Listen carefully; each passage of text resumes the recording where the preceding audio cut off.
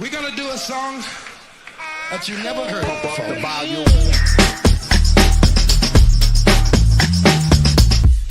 Hear the drummer get wicked.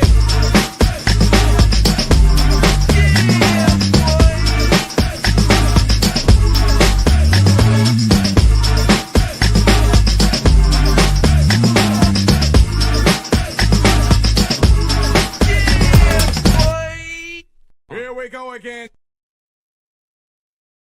He's Kennedy, my brother from another mother. What's good, bro? Hey man, have you been keeping up with these ICE raids out there in LA, bro? No, but the only thing I saw, there was some site that got hit, and it was like over 100 workers or something that just got wrapped up. And so yeah, that's the only thing I saw. I haven't been, particularly paying attention to the raids though. Yeah, you know what's crazy, bro, is they've been doing raids at kids elementary graduations in some of these areas where it's a very heavily populated Hispanic population. Mhm. They're going to like the kindergartens and pre-Ks. And it's like they snatch it up and breaking up families at the graduation, though, bro. And that's why you see like a lot of these kind of very targeted and very specific ICE raids out in LA. So they out there boycotting it, and now it's almost like you're putting the state government against the federal government because Trump and Gavin Newsom already then had their whole words and their beef and everything, right? And so now Trump is trying to deploy the National Guards to Mhm. kind of help out. And Newsom is just like, bring it. Let's see what's happening. So there's lawsuits about this, that, and the other. But it's real crazy though, man, when you're talking about the state versus the feds, though, bro.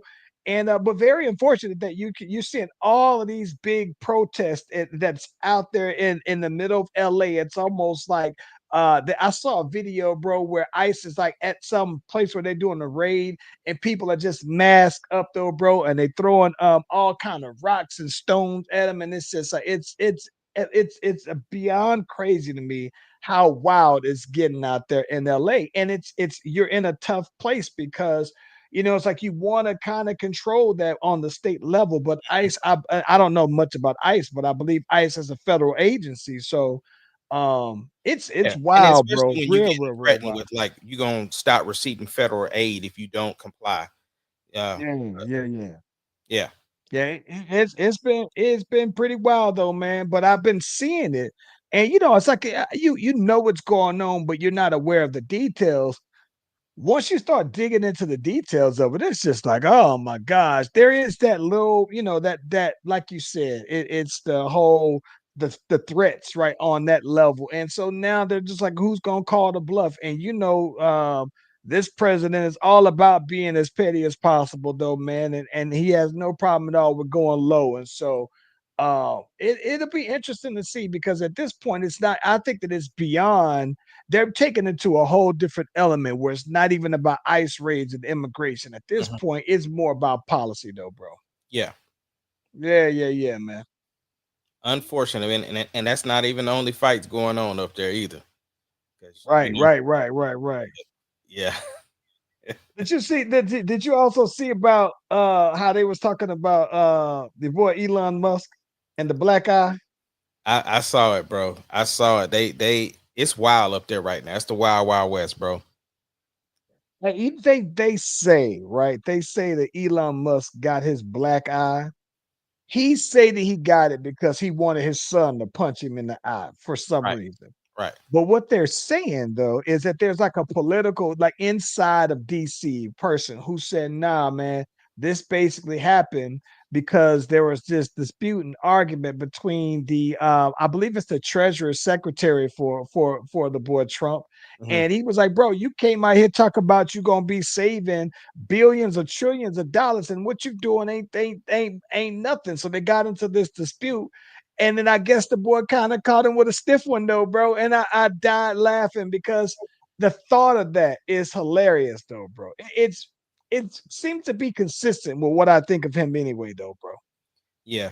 Nah, it's He ain't like definitely. he ain't like Mark Zuckerberg, where I've seen him do MMA fighting. Mhm. Like must give me the vibes that he'll talk, and then when you go ahead and hit him with a stiff one, he'll try to sue you or something like that. Yeah, yeah, yeah. It's That kind wild of out there right now, bro. Hopefully they can get to some resolutions. But I'm here for the man. drama. Me too, man. I am. Let's get that music going, though, bro. We got some things to talk about. Let's get to it.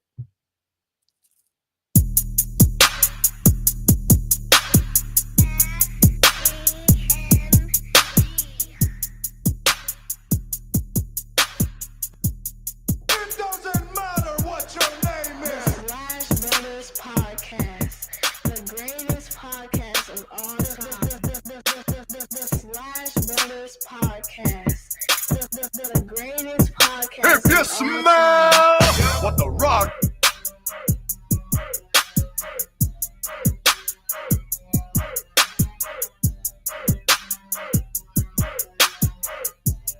It doesn't matter what your name is. Slash Brothers Podcast,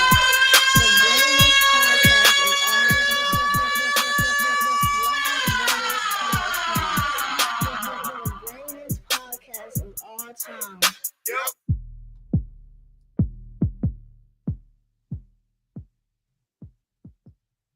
Hey, listen, if you haven't already, be sure to like and subscribe to the Slash Brothers YouTube, Facebook, and TikTok pages. We are live on both platforms at the same time. You click on the notification, you click on the bell, you get the heads up whenever your boys is doing a thing. Ace Kennedy.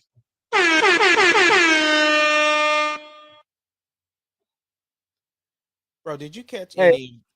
Go ahead. No. Go ahead. I've been out doing a lot of talking. What's good with you, though? Oh, I was just gonna say, did you see any of the Lance Stevenson versus Michael Beasley one-on-one game?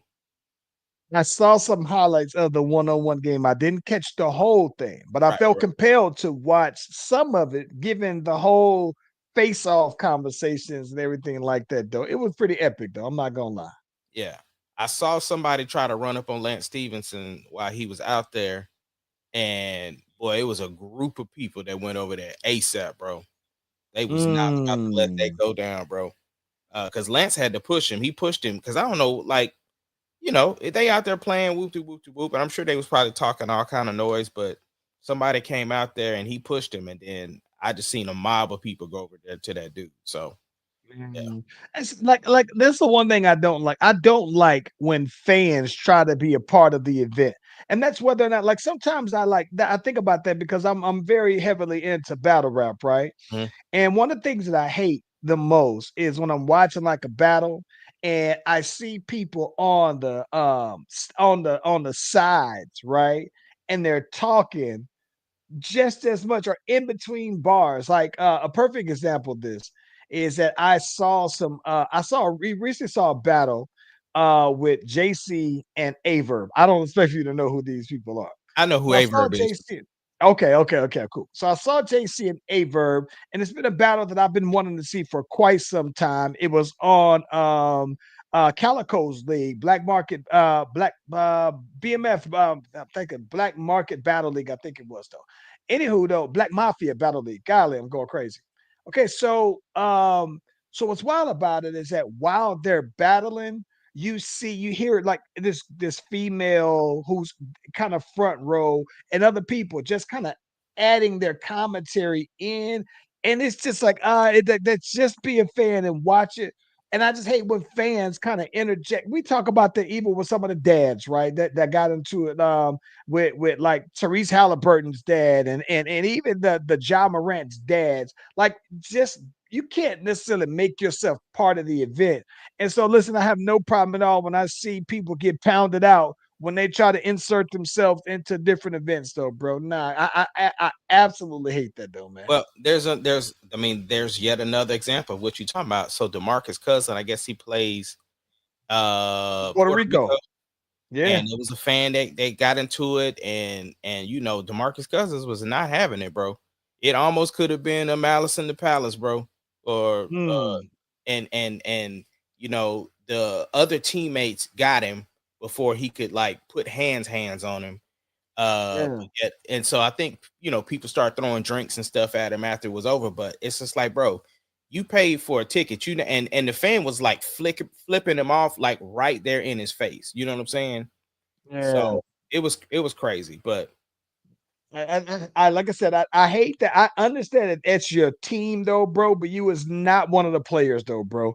And that's just it's just like you gotta like like when you were growing up and your mom and them say you gotta stay in the child's place, right? Like you gotta stay in a fan's place. Like I remember like I used to see all those fans like coming at Russell Westbrook for all on the sides and somebody stepping up to him like, bro, like, okay, so if Russell would have laid you out, put them real hands on you, you would have tried to sue, and he had every right to defend himself. And so it's like, bro, like I wouldn't have been mad at that, but just to avoid the whole situation, like stay in the fans' place, though, bro. I would love for it to happen one time though.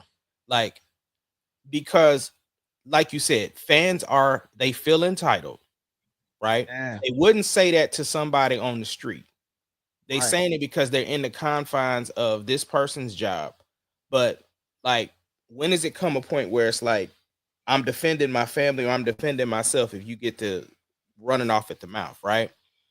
So yeah, I want it to happen one good time where somebody get them hands put on them, and yeah, Yeah, like I like I like when I like seeing the very rare times where a fan gets into the wrestling ring and they pound him out for real in real life. Like, oh, you think it's a little fake out here? Let me show you how little fake it actually is, though, bro. So nah, I absolutely love that, though. I've only seen like a couple of times in the NFL, where I've seen somebody from the NFL. I don't know what team it was just I mean slap the dog piss out of somebody though, bro. And I was just like, yo, and I'm totally here for it though, bro. Totally there for it. or if a fan runs out on that football field and gets speared for real, Oh yeah, yeah, yeah. Like I've seen like I've only seen it a handful of times, but I have no problem at all with a fan when you cross that bound, that cross that line. Now, if you're going up in the crowd, maybe there's a little, gray area there. But once you cross that fanhood line, them lines of the game, I have no problem at all with you getting pounded out though, bro. me No. neither. Absolutely not. Because otherwise, it's almost like right how comedians got on standby of like, listen, do not come across the threshold. There's a video that's going around of a guy. There's a girl up there performing, and she was up there twerking, doing her thing, but she was performing, and he jumped up on the stage, and the girl's security pushed him off the stage the same way he climbed up. And I'm like, nah, bro, that's I don't have any sympathy for you on that. I'm gonna do you one better, and then probably worse, actually. I recently saw a video of a guy who they look like they're performing somewhere locally. I've never seen this artist before. I don't know. I've never heard this song, but a fan basically tries to come up on the stage while this dude is performing. His security guy pushes him off, and the rapper falls back, and the guy literally dies. Pushes him off the stage, and you just see that guy that he's just, I guess he may have smash his head or whatever, but he dies just like that, all because this guy's right now. But imagine I this. think we might be talking about the same video, but like I said, it Yeah, started with the girl dancing in the front of the stage, and dude tried to jump up there to dance with her. maybe It looked we like, talk about the same thing. and I he a got girl pushed, and he dancer. fell all the yeah, he fell Yeah. flat. That, but imagine this though. Can you imagine, bro? Can you imagine going to see your favorite artist? You've been dying. You've been wanting to see the dude your whole life. And Michael Jackson. You jump on stage to try to hug Michael Jackson, though, dude, and Michael Jackson throws you off the stage, though, bro. Like that would just be mind blowing that you can say for the rest of your life, you'd be like, yeah, boy, how Ace died. Hey man, he jumped up on the stage and Mike tossed him on off. And Well, first of all, Mike wouldn't toss me off because I'm his cousin. But secondly, uh, Mike tossed you off there, man. They said Mike fought Tupac before, bro. I heard, yeah, I heard. Now I know he was thugging. Speaking of Mike, Yeah. though, bro, did you see TMZ release that new documentary that they've been working on? So apparently, TMZ was the one that broke the story when Mike died, and of course, the doctor that was giving him was it Toradol, whatever it is, he was the one that was actually convicted of Mike's death. Well, they were Mm. saying that no, Harvey, who's over TMZ, was like, nah, I've been following the story for since we, broke the story. I've been following up. Mike has been on some heavy drugs. Like they said, Mike had like 19 different aliases that he would go and get these drug drips and stuff like that injected. Uh, and so he said, even though he was pinpointed as the one who killed Mike, like, nah, Mike has been on some drugs for a minute, like a stretch. But it's on YouTube. It's a two, I think it's a two-part doc that TMZ just released from Mike. Yeah, man. Know that. Yeah. No, didn't know that at all though, bro. But I mean, listen, I think that is very crazy though, man, because I think that what's interesting is that Mike's been gone for quite some time now though, man. And the fact that they still have been kind of chasing this whole thing down still, on some level, man, I guess I can appreciate the due diligence behind that though, man. You I know, do, but but it's two sides of it for me, right? Because Mike ain't here to defend himself, right? true. So the lasting word is what we hearing off of what the investigation is, and we just have to take that word for what it is. And so, I would hope that if they are going to do something like that, that they would release that to the family first to give them a heads up versus just, nah, we want to be the first ones to drop the story type deal, I mean, unless the family knew that Mike was already on these and may not have wanted to come out, so they Yeah. just said, "Well, we just gonna put it out anyway, though." So Right. But it's even TMZ. still, That's yeah, even if that was the case of they already knew, it's still at least letting them know, hey, we about to release this information. You know what I'm saying? Because mm, he's a public figure. It's not like they can really stop it.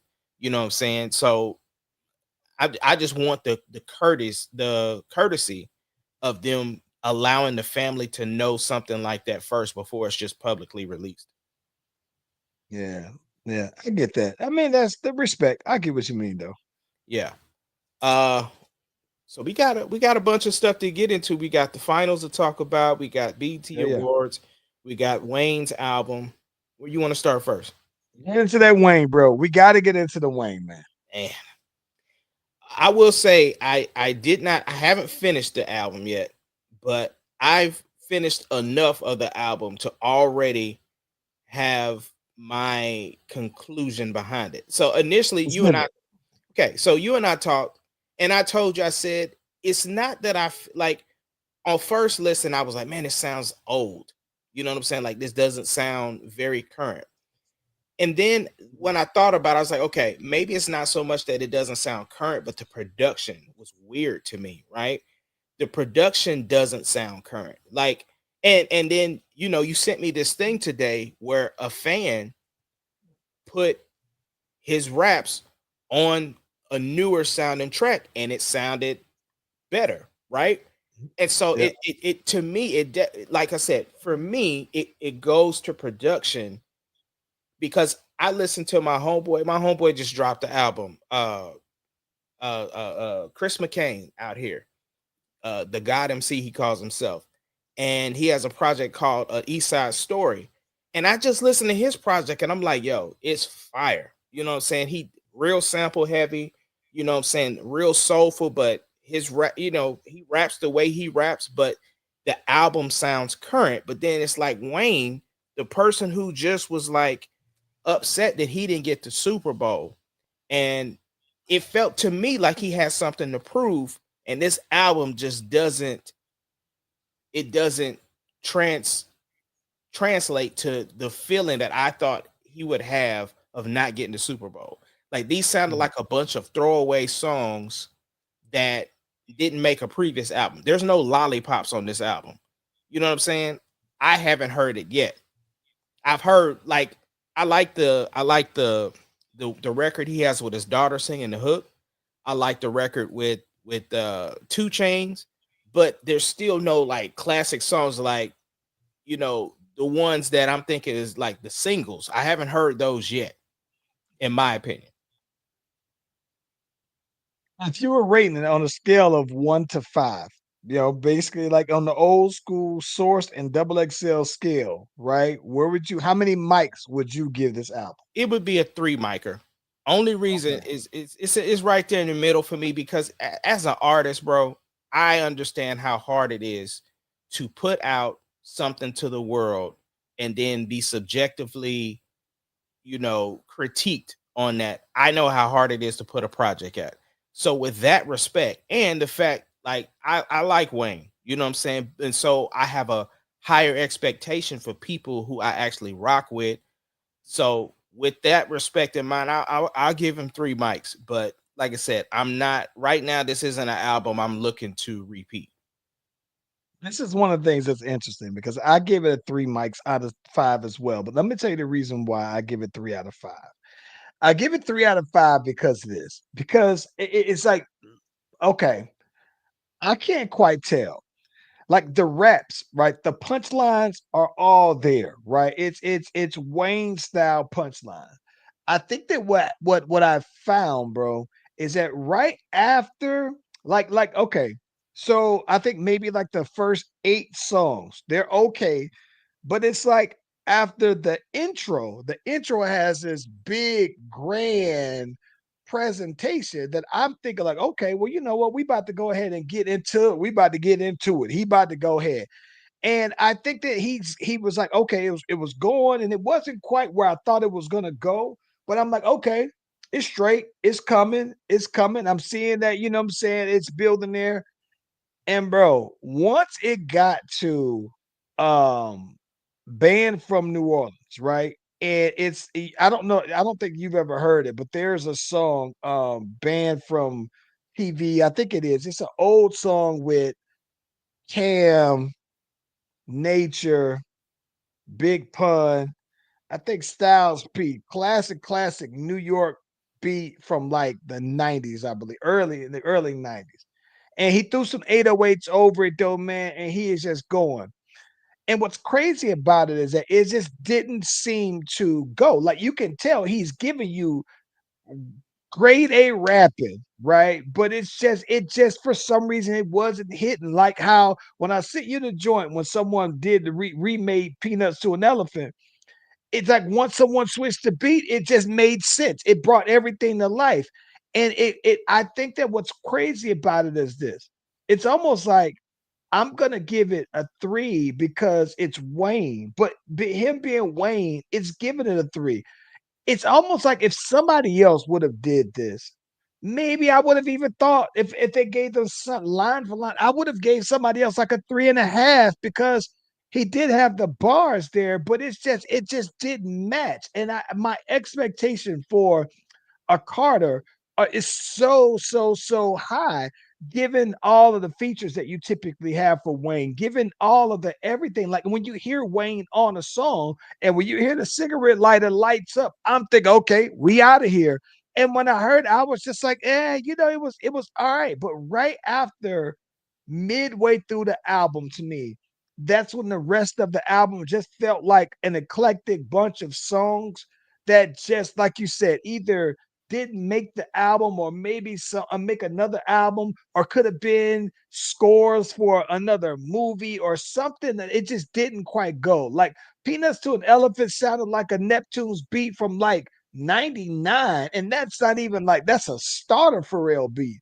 And it just it just the album itself didn't make sense. And one of the things I think that's just crazy to me though, right? Is I thought about you in this regards because you always talk about when it comes to Marvel movies specifically, you're looking for something that furthers the Marvel cinematic universe, the storyline of Marvel. And outside of the intro, right, the first 2 songs, the 3 songs, I think this album was didn't have any continuity within itself, but also it didn't have any continuity within the series of the Carters as well. So it didn't further the Carter line to me though, bro. It had nothing to do. Like if he would have just dropped this as a mixtape, nobody would have batted an eye, right? But I think the fact that he called it a Carter is Has where more it weight. lost me. Yeah, Yeah, it has more lost weight. me on it being a Carter. So three out of five to me though, bro. But I mean, but if you just listen to just the rapping, though, bro, it's like the rapping is there. So I was disappointed when I saw people talking about, oh, Wayne is washed. I was like, bro, I still firmly believe that Wayne will out rap 99% of most rappers, though, right? Mhm. But it's just the fact that it's a Carter, though, bro, and my expectation for it is so much higher, though, bro. Yeah, it almost feels like if Jay-Z dropped another Blueprint and it wasn't quite blueprinting. Yeah, if he dropped like the Blueprint 4, and let's say the Blueprint 4, you know what I'm saying, didn't feel like anything like a blue because when he dropped the Blueprint 2, I thought that it kind of made sense. Blueprint 3 kind of made sense, even though it wasn't. Blueprint is my favorite album, right? But I understood the theme of the others.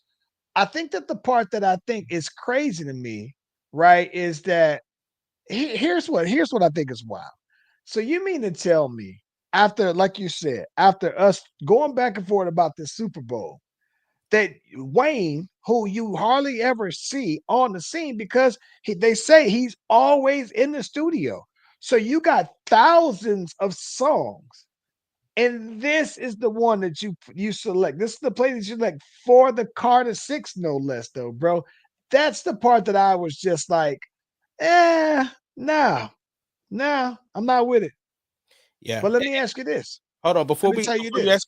before you ask me that, I just gotta say this one other thing. Now, there's a record he has on there that's talking about bloods, right? Blood this, blood that. And it's like one of them that you would think if you because we ain't thugging, but you would Yeah. think if that was it, it's like, all right, we got the anthem, it's doing our thing, and then it turned into a rock beat. I was like, no, I can't. I can't. I can't. no. I can't. All right. I can't. Yeah, listen, this is the thing. This is one of these things, and I will tell you this. Okay.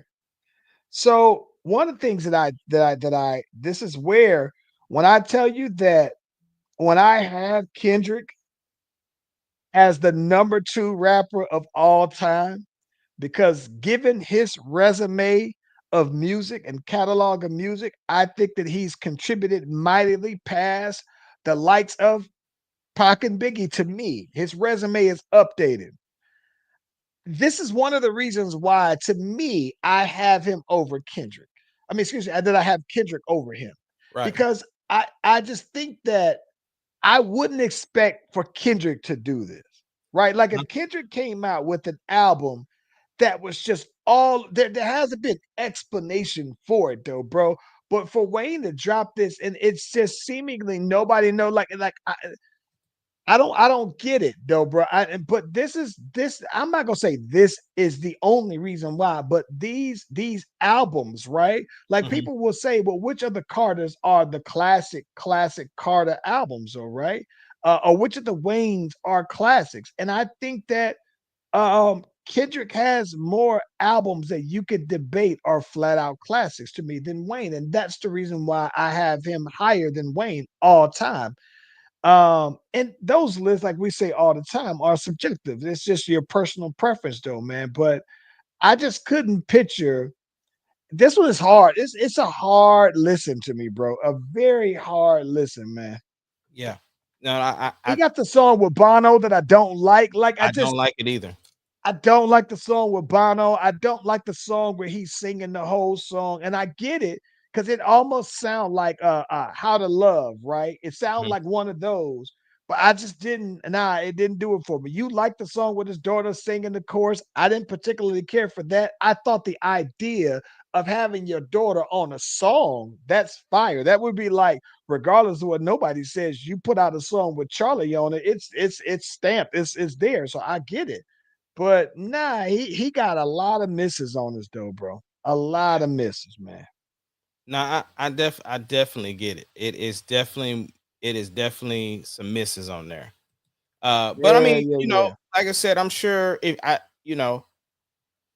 know that fans were excited about him dropping something, but I'm sure they would have preferred it to be a little more of what they expected, if that makes And sense. listen, I'm a keep it a stack with you, bro. Mhm. I didn't particularly like the song with Jelly Roll. I didn't like the Sharks, the chorus. I No, I like didn't like it. I didn't like that either.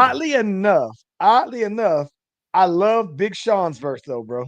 Yeah, And you yeah. know how I've always been a critic. Right.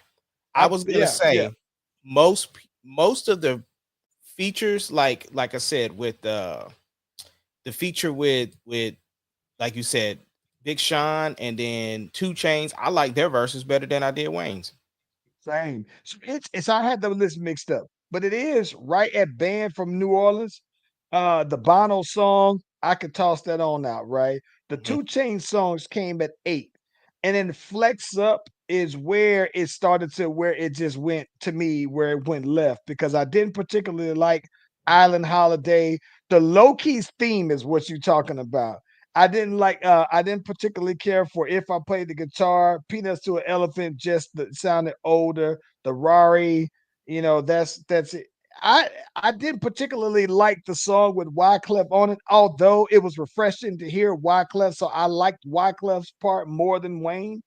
And I didn't particularly like being myself either. It's like I'm just very blown away that if I'm counting songs, I mean I would probably say half of the songs I just didn't. And just for somebody who I just respect their rapping, just pure rapping skills for, it's so disappointing to me, bro, man. Yeah. Yeah. Unfortunate. Unfortunate. You So know the what? official I score for the Lil Wayne project from the Slash Brothers is 3 mics. Three mics, man. Three out of five, man.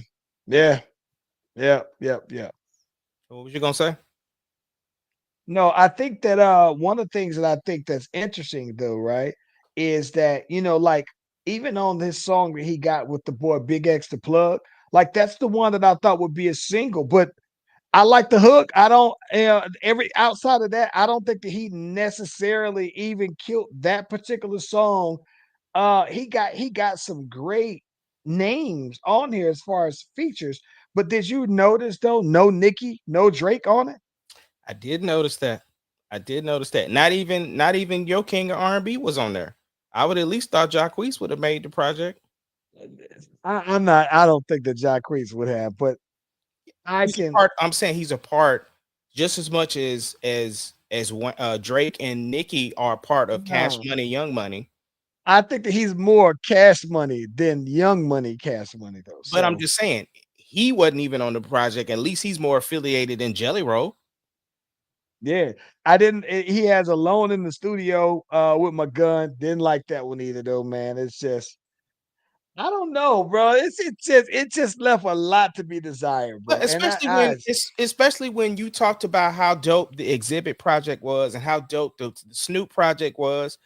Like, I've been listening to a lot of great 40 and up rap lately. Oddly enough, like the Snoop Dogg, Is It a Crime? The Exhibit, banger. The Exhibit, listen, I would give the Exhibit um like a 4 point, maybe four, like 4.5 is on a scale of 5, 4.25. It's a high four album though, bro.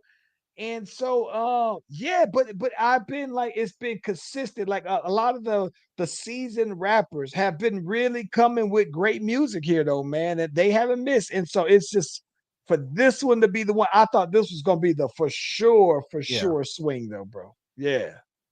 All right, bro. BET Awards. Where did you land with it, bro? Loved it. Loved it. It's probably been one of my favorite BET awards since maybe Kevin Hart's original hosting. It's up there with Monique hosting.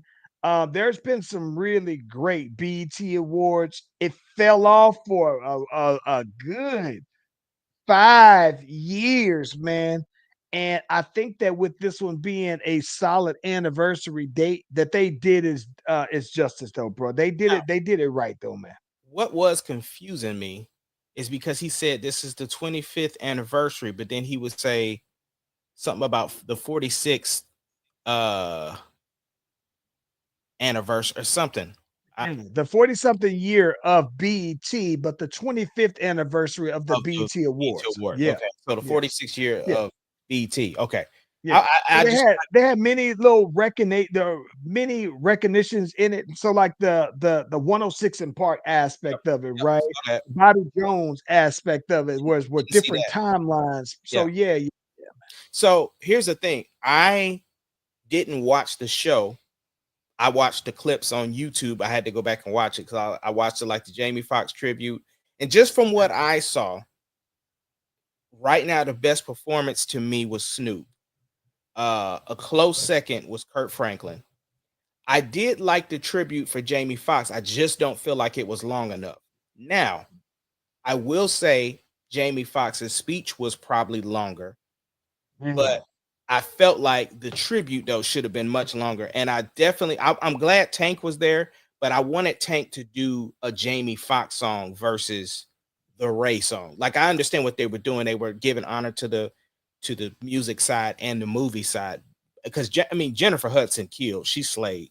Oh my gosh. Walked out there effortlessly, killed it, and then walked away like y'all know what it is, though, man. Yeah, yeah, I was completely blown away by her, though, yeah. bro. But like I said, I love that Babyface sang. Like I know that was a complete honor for him to have Babyface redo one of your songs. Sure. But I would have loved, because see, people don't understand the significance of of Tank being there. Like, you know, Tank was a background singer for Genuine for most of his career before he like got on. But he also did some background stuff for Jamie. But when Tank was in his first contract, he wasn't making any money. He was about to quit music, and Jamie Foxx let him move in to his house and let him record in his studio and was like, "No, you this is what you was born to do." So yeah, people don't quite know that significance. Like we wouldn't have the Tank that we have today without Jamie Foxx. And Jamie Foxx was actually their first guest on the R&B Money podcast. So it Yeah. was dope. And then of course the Jennifer Hudson connection with Dreamgirls. So I get, and then Teddy Riley and T-Pain. Teddy Riley killed, bro. And even the Dougie Fresh, like just the tribute was dope. I never see a keytar ever. And Yes. so that's what I love about seeing the boy Teddy Riley get up there, And that though, thing bro. was blinged out too. Everybody, Oh yeah, my yeah. gosh. I loved it. So yeah, the tribute was dope. I just don't feel like it was long enough. I just wanted a little bit more. So I'm gonna tell you this though, man. I think that one of the things that was interesting about the icon awards, right, is that the one thing that I can appreciate about BET is I do like the idea of giving people their flowers while they're still here. And I think that when you really think about it though, right? Because like Beyonce has already received an icon award, right? And some years ago. If I'm not mistaken, I think Rihanna also has as well. And I think that for them to be as young, I think that that's incredible in itself that BET would recognize early on. Now, I'm gonna give you your flowers here.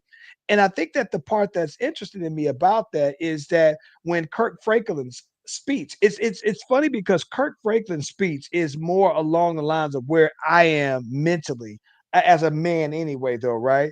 And so his speech resonated with me more. But I think that when he was basically saying, "Oh, when people think about you getting something before somebody else and they're younger than you and everything like that," I think that while for Kirk Franklin, he's younger in eyes of a lot of the gospel world still, right? I think that even still, when you think about he's older to a lot of people still, right? And so I think that for him to have gotten it so much later on, BET could have gave him this same thing 10 years ago, right? right, 15 years ago. And I think it would have been just. And so I think that I think that it was a good comment that he mentioned about, hey, that's God working. You just don't understand it and everything. And I think that is incredible. I didn't know that this was Mariah Carey's first time ever winning a BET award of I any didn't either. kind. Yeah. Yeah. Um, Sam Smith won a BET award. yeah, yeah, I think Robin Thicke won. I could be wrong, but I think Robin Thicke may have won. There are some people who I'm just like really blown away, and I think that the other part that's more surprising to me was that Glorilla won a category for inspiration. She won for the song that she has with Maverick City and Kirk Franklin, but there were other really good like gospel songs that were included in that category that you would have thought would have been the most obvious thing. And Yeah. so I think that the fact that she said this is my first BET award, and so to think that it would come for this particular category though, man, is it was incredible though, bro. Now, I didn't watch it live again, so if this happened, Mhm. I apologize. But on the replay, they bleeped out the cuss words as best as possible. Like they let some of them fly. Yeah, I yeah, just yeah, wish for our show that's a part of our culture. Like in the music, I yes. huh?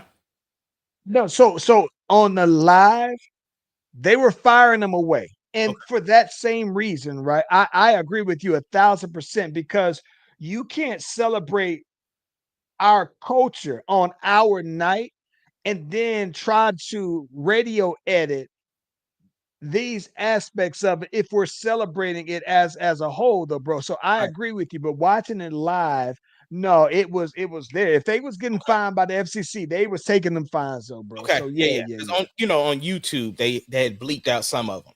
Uh, but yeah, I thought Snoop's performance, bro, was top tier. Like it Mm. just like the way that they mixed it, the features he had. Uh I mean I respect the fact that he was in a suit, like tucked out. I would have preferred for him to just be in his element. Like I would have wanted Snoop to wear like a sweatsuit and just be out there killing it. Be out there straight creeping, huh? Yeah, I mean, and he had the Crips and the Bloods on stage. I thought that was dope. What works though is even on It's a Crime. Is it a crime? I'm sorry. He got the sophisticated cripping. So it works still though, bro. I was good. And listen, I was good. I was happy to see my boy Warren G get up there and do his thing, see the feature with Corrupt. I thought Snoop Dogg's performance was absolutely incredible though, It bro. was, bro. It was. I enjoyed all of the 106 and Park segments. I was mad AJ wasn't there. Uh Mm. I mean, I just because he was, I thought he was in the mix like at a time on Breakfast Club interviewing about it. You know what I'm saying? So I thought he would have made it. It was good to see Free, but the performances I thought was dope. I think it's a nice little setup that B2K might be coming back. I think they did a classic B2K performance, which means they were lip singing. Mm. Yeah. Yeah, Yeah. yeah. Because Let me Bow, ask you this though. yeah. Let me ask you this. Okay. Let me ask you this. Who I think I know, but tell me who is a icon who you think should be recognized, like as the next, couple of ones up though, bro. Who would be some people who you would want to see get that recognition? Because we've seen Dre, we've seen Jermaine Dupri because he had the whole social deaf thing last time. I think Bow should get it. I think Bow Wow said, and I was thinking the same thing when you talk about Bow Wow single-handedly held down 106 apart from just the original videos, the fandom, the stardom, and then hosting. I definitely think that Bow Wow, that which is crazy to me to say that years later, but I think definitely Bow Yeah, Wow is one though, but man. the problem is though, the reason why it's so weird is because we watched him grow up, right? Like Absolutely. most of his career was the childhood. He didn't really have a real successful rap career as an adult. Is he still True. rapping? Yes. Does he have a new single out with Chris Brown? Yes. But he transitioned to acting more. You know what I'm saying? And so from that aspect, he doesn't have to, like Bow Wow can just catalog perform now. He doesn't have to come out with new music. As a matter of fact, I don't even know if people really resonate with the new stuff, you know. Uh yeah, because I mean I think the last almost adult thing that he did was the when he released when he had the R. Kelly record that they didn't want to clear. I'm not gonna lie to you though, bro. I if I knew now that you told me that he has a song with Chris Brown, I would check for it. I'm at a point now, bro. This is the thing that I that this is how much my mind is shifting in music, right? So like with me now having a whole teenage son, I think that I hear more of younger folks' music, and the more I listen to it, the more I realize that it's not for me, Yeah. right? And that almost all of the musicians, as far as rap that I listen to, are usually going to be over 30 though, bro. And maybe even like more like 35, right? And here's a perfect example of that.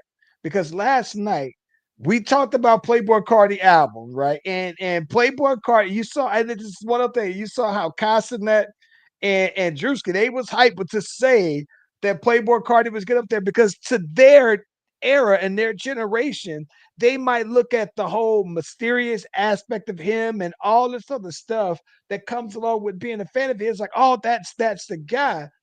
And when I'm watching it, me and Nico, like, I can't understand a single word that he's saying, right? But I understood every single word Snoop was saying, not just because I know the songs, but the clarity. And I was just like, it's not for me. And so I just think that I'm at a point now where a Bow Wow featuring Chris Brown's song would be welcome, though, man. I would be completely Yeah, open to listen to it. we would. But I'm saying as a culture, that's one thing we don't do very well is like we talked about this even in performances outside of the like the Gap band or that older side Yeah. where they could still sell out stuff, but like you know Boys to Men is dope and as much prestige as that's our generation. They are not selling out arenas. They're selling out they're selling out the smaller venues like at a casino or something. Like Yeah, yeah, yeah. they're not doing stadiums though anymore. And and Hate that's that too. I absolutely hate exactly that they're not a draw still. Like there are rock and roll guys that are always gonna be draws, right? absolutely. Yeah, and I think, but here's the thing I think that's crazy though, bro, is that to be honest with you, man, I think that for hip hop, Doc, it just seems to me that the older rap is kind of coming back to where It I think is. are checking for. Now, I don't know if that's the same with R&B, right? But I think that for hip hop, it feels more and more that it's becoming more like before. It's like, well, you ain't want to, the worst thing you would want to be is a 40-year-old rapper, right? I feel like, bro, that more and more of the new generation of male rappers, right? Female rappers, I can put them aside for a second. But I think that more and more of the female rappers, it's becoming so much male rappers that is so much of a niche of hip hop that I don't think I think people are starting to look at that like it's a subculture and not like the beacon. It's not the thing that's driving it. And on some level, though, bro, I feel like there is this younger rapper. They missing out. Like they dropping the ball almost, though, man. Like it's weird, though, man. Because I want to root for them so badly, though, man. But at the Yeah, but same time, I just think that you like what you like. And I don't think there's anything wrong with the where the direction the music is going because our parents didn't like our music. see, but the difference is though, man, is that everybody loved Tupac, though, man. Everybody loves Snoop Dogg, bro. It's like even though that's the case, I understand that though, man. I think that there is a generation. I think after them guys, right? I think that some of them got lost, but I think at the same time, though, man, you can put Kendrick on, you can put Drake on in any spot, and it's gonna rock. I just think that there. I think that what I believe to be true, man, is that I think that where a lot of these new rappers are lost or are losing it for hip hop is that I think that they are while they're just doing them, I think that they're out of touch increasingly of the overall impact of making music for black pop culture, right? Making specific music that's listenable music for anybody who's black, right? And everybody else, I think, will follow and not but I think that it's to me, it's where I think when we talk about singles and making time tested music though, bro, I don't know that I that's don't an I don't I emphasis don't like agree that. with that, bro. I don't. Like what I'm saying is this. My parents ain't listening to no Tupac. My parents ain't listening to Biggie. My parents ain't listening to Drake. What I'm saying is our parents did not like our music. They didn't like it. They were saying it's not real music, right? Well, So when maybe my dad did. My dad loved Tupac. I, there's always going to be outliers in every Sure. in across in every genre. All I'm saying is the new stuff doesn't resonate with me just because it's just it ain't my thing, and I'm okay with that. But I know that Deuce rocks with this person, Rod Wave, and all of these people. You know what I'm saying? And it's just like what, for instance, I did some basketball videos for this AAU team, and I said, listen, for the individual videos, y'all send me what music y'all want on there, right? And so these were the songs that they sent back. So, and I'm just like, I would have never picked these songs. You know what I'm saying? So when he sent me their list, it was Project by Gunna, Pipe Down by Drake, and New Money by OT7 Quanny. I don't even who? What? I'm just saying like that's what I'm saying is like they're listening again and just like that of I don't even know who this person is. That's the same kind of stuff my mom would say if I were to say something. I get it though, right? But at some point though, right? This is the one thing I think that's different. I think the one thing that was always different, especially given the rise of hip hop, let's just say 90s hip hop, golden era hip hop, right? Is that I think that one of the things that led to the rise and popularity of golden era music is just the fact that it was just, I think that while, for starters, everybody samples, right? Now people are sampling music from the golden era, right? And we were sampling music from back in the day from our parents' generation. So they knew the originals. And I get that, right? But I think the part that really gets me the most is that I think that, like, in terms of where we, yeah, it's like I look at it like this. You know, it's like I tell you all the time, but I'm still a radio listener, FM radio listener. It does, right? And so for me, that to me is a big, big, big deal. And I understand with respect to streaming and all that. What I'm saying is that listen, it still means something to me on a day-to-day basis. Where if Greg Street is playing your stuff out here, regardless of what how old you are, whatever it is, if Greg Street is playing your music, then to me that's a cosign of at least the quality of the music, right? So Gunner is played out here on the radio station, so I would know who Gunner is. The Drake is going to be played, but some of these people, though, man, like because that's not a goal of theirs, right? It's like their reach is so much shorter, and I guess it's like I still Is think it that though? Because but again, you're talking about a radio station that's in Atlanta. That's not a global reach. forget it. But listen, but see, this is the thing about it. The reason why I think it is because it's like most radio stations now, right? The Atlanta radio stations are broadcasted throughout the nation. So while it's Atlanta, the same Greg Street, the same 103 morning shows, the same 107.9s, the same ones are played everywhere. So it's same songs, everything. The Odyssey app that they use to for streaming basically is playing the Atlanta radio. So it's like you're hearing national artists that are basically being played from an Atlanta perspective. And what I'm saying is that it's last I checked, Atlanta still is the pulse.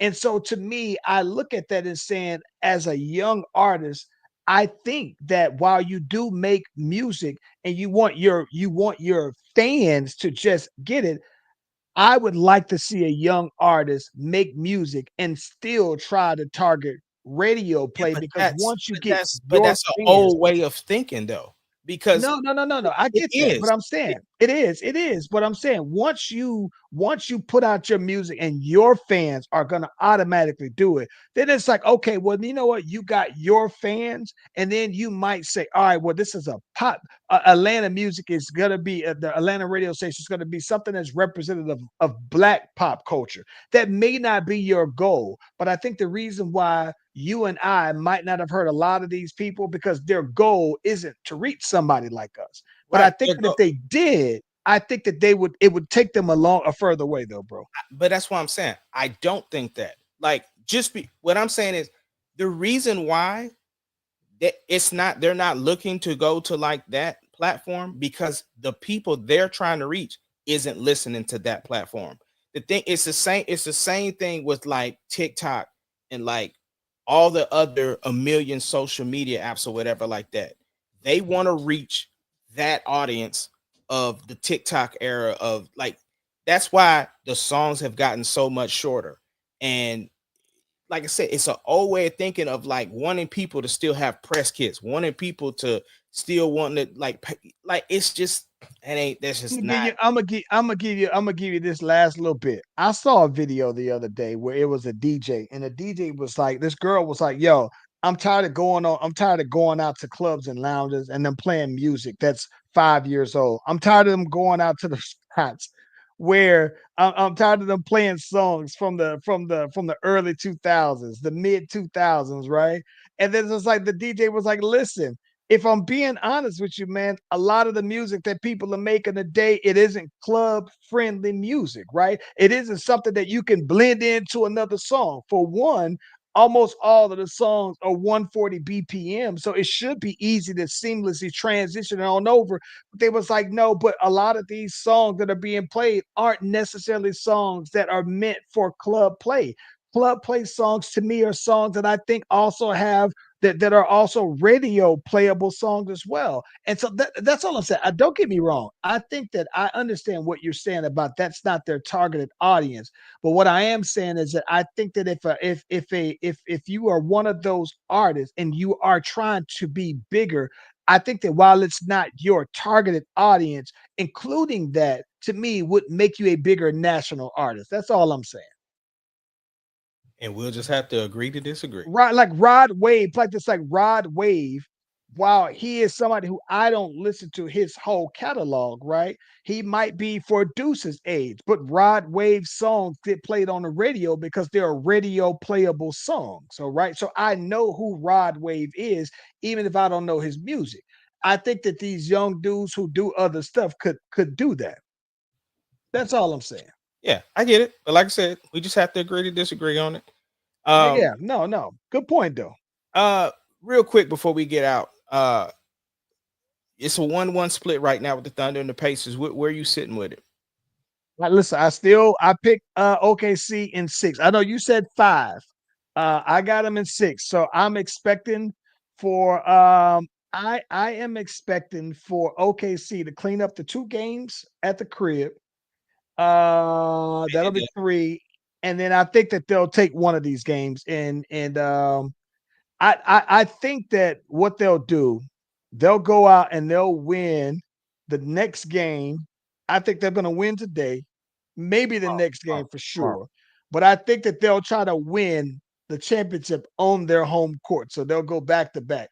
So yeah, so they'll win today, maybe lose the second game, and then clean them up in OKC. Okay. First of all, the game's tomorrow.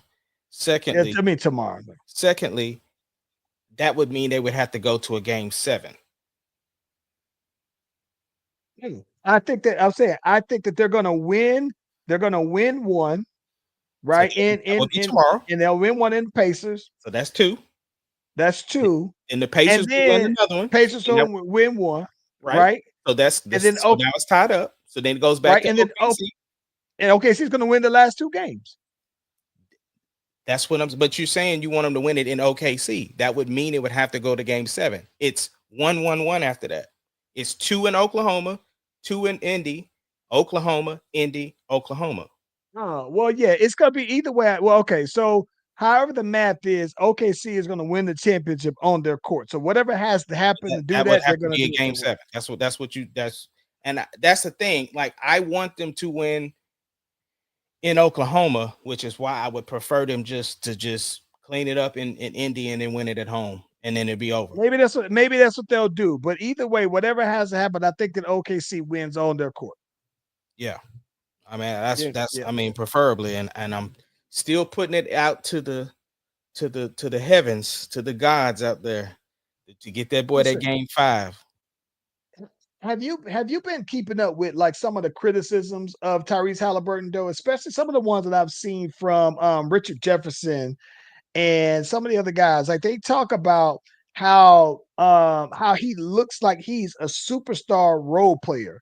Like sometimes he will give you a Kevin Durant like performance and then give you a performance that's like a bench player or a role player where it's like he's going to give you either superstar or nothing though, bro. And so it's like how even on the game that they won, he was just giving you very pedestrian like numbers, but won the game, right? So, role player, but superstar finish. And then this time around, he comes out and then he's giving you again role player. I fully expect that he's going to go for like maybe 20 or 30 points on the next game, though, bro, right? But I think that part of why I wouldn't pick the Pacers over them is because OKC is because I know that even if Shea isn't playing very well, whatever he's giving you is going to have an impact. And I just think that OKC can sustain Shea having a bad game more than what I think the Pacers could because I don't think that Shea is going to have multiple bad games, right? And I think that Tyrese Halliburton will, but Richard Jefferson has been all over him with his commentary though, bro. And when you watch the game, and there's been people who's been talking about it, and I think it's somewhat justified though, man. Even if they say it's harsh, but he's like, though, you can't be a superstar and a role player at the same time, though, bro. But I just think that he doesn't have an identity yet. Like what I'm saying is they're trying to make him this scoring point guard, and he doesn't do that all the time. Like he's a closer. Like there's a difference with being a closer and a scoring point guard. Because the problem is, unfortunately, they're gonna compare him to Shea because you're supposed to be the leader of the team. So I don't think. Listen, this is my thing. I don't think that you have to be a scoring point guard to win. Like I said, I think that Shea is technically a score first point guard, but he's not necessarily the facilitator. I don't know who necessarily is OKC's facilitator. I think Hartenstein, everybody kind of Hartenstein, chips in. Yeah, Hartenstein. yeah, The yeah. ball typically runs through Hart. Yeah, so And he's so so distributed. Yeah. he's yeah, he's very Shea is very much like a Steph Curry style point guard, right? But I think that the part that's interesting to me about it though, man, is that I mean, even though Shea is even though that's the case though, bro, I just think that Halliburton can't just get out there and he can't just give you 10 though, bro. He can't give you he's gonna have to score I 20. understand that, but he is also in the same position that Ant was in, which is why Ant got the criticism he got because OKC is closing down that defense and not And allowing them to do their then OKC is doing what they're supposed to that do. That Ant, is a good point because people are saying that, but what if it's like, well, he's doing what he can. He's just he this can't. is That's OKC, not exactly it. him. So He is in the I torture see. chamber right now. But Dan Dorsey's chamber is crazy, bro. That's insane, bro. That's That what is they call it. That's the insane. torture chamber, bro.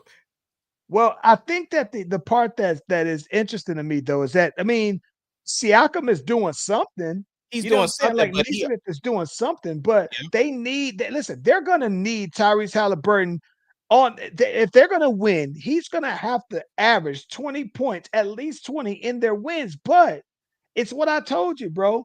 You're gonna need somebody to average 30 and somebody to give you 20, two guys to give you 20. And I think that maybe OKC don't have to give you a third guy to give you like the two. They can go with one because they have a spread where they can give you a couple of guys that can give you 10, 15. But I think that the problem with the Pacers is that it's going to require Tyrese Halliburton to be the guy who's giving you 20. But then is Neesmith also going to give you 20? Is Siakam also going to give you 20? I don't know, but I trust Shea to give you 30, and I trust Jay Will to at least give you his 20. And I think that everybody else can chip in and make up for that difference of the 20 points. Well, this funny you say that because last game you had Shay that gave you over 30. You had J Dub that had 19. You had Chet that had 16. Right? And then you had Caruso give you 20. You Caruso give had you 20. you had Wiggins give you 20. They get to, I told you it's good. Listen, it's the 30, 20, 20. If you can, if the team that gives you 30, 20, 20, bro, that's the team that I'm likely gonna. And like I said, OKC, usually I would be inclined to say that you got to have some players average that. For OKC, they're the outlier because they don't have to average it. Somebody just has to get it. And so I think that because of that, though, bro, I just don't think that the Pacers got the guys that can consistently give you that, though, But man. look, Wiggins and Caruso scored more than Siakam and Halliburton. And this was just All crazy. facts. How deflating is it that you don't even have Wiggins on your scouting report? Now, if you're an OKC fan, you know what Wiggins is capable of. I mean, Wiggins gave you 40 in a game. You know what I'm saying? I remember that. I remember that. Right. But to the Pacers and the national media, they don't know Wiggins like that. They've never seen. So it's like, but how deflating is it for the Pacers to be like in that position to where you don't even have this dude on the scouting report? He come out and drop 20 on your head out here shooting 5 threes, bro. Listen, man. Listen. I mean, I don't know. That would be like that time where I saw Obi Toppin come out there and hit 5 threes. And I was just like, where the hell that came from? So I don't know, man. Like I like OKC's roster better, but I think the big thing is that their top guys, like Tyrese Halliburton, has to whatever everybody does, he has to make sure that they're doing it and facilitating. And I think that the biggest thing is that it seems like a lot of times when he's not scoring, he's not doing a good job at facilitating either. It's like he'll give you 8 points, but he'll give you 8 assists. I think he's going to have to be more around 10 assists every single game on top of him giving you 20. And I just wonder if he's built for that at this level, though, bro. Yeah. Yeah. I mean, Yeah, I've so always I don't know. been like, I know Halliburton's a guy over there, but he's always been like streaky like that to me. Like, and again, I don't watch a whole bunch of Pacers games, but I'm saying when you look at highlights and stuff, he's never really like just when have you heard them say like that Halliburton dropped 40? You know what I'm saying? Man, yeah. Either way, he don't gotta drop 40. He just can't just drop 20 and then drop 8. That's my problem with him, though, bro. And not and be a championship team. No, I Like get you that. can't But I just also, like I said, I legitimately believe that it's who's guarding him because the same exact thing happened to Anthony Edwards when they were clowning him, not clowning him, but going at him like, bro, when they was like, yeah, you didn't do well. He's like, I didn't not do well. Like I was facilitating and doing. And they was like, nah, bro, you can't just take this many shots in a quarter. Like you gotta be more productive than that. So absolutely. Absolutely. anyway, what you got coming up this week, bro? Hey man, I got that new job. What you talking about there, homeboy? Wait a minute. So I got new single. Spin It All is actually dropping. And then going toward the end of the month. So I got that going on Friday. It's dropping. On the 27th. I'm dropping the Here for a Good Time EP. So I'm pretty excited about that. And yeah, man, listen, I'm trying to ride that wave of all the 40 plus rappers putting out some solid music. And listen, I think that these is some songs that Art Bel Air kind of feels songs though, bro. And yeah. I'm pretty excited about it though, man. Yeah, that's what's Yeah, up, that's all man. I got going for the week. What about you? Your boy is back on the stage. Juneteenth celebration this Saturday, so I'll be back on the stage at 3:30. I got a 10-minute set, so I'll be getting that together. I'm already the ideas is already flowing, and yeah, it's gonna be a good time. So yeah, your boy will be out at Washington Park at 3:30 Goody Mob is the headliner. Nice.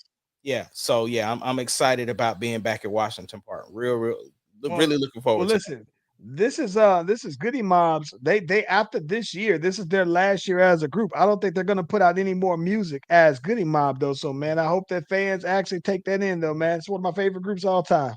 Yeah, yeah. But look, man, from ATL to OKC, we are the Slash Brothers. We held you a little long today, but we had a lot to talk about, like we told you from the top. So we will see y'all on the next one, and we out, y'all.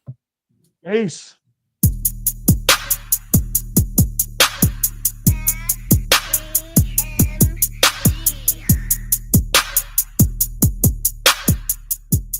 It doesn't matter what your name is. Slash Brothers Podcast, the greatest podcast of all time. The Slash Brothers Podcast, the greatest podcast. Can you dig it, of all time. sucker?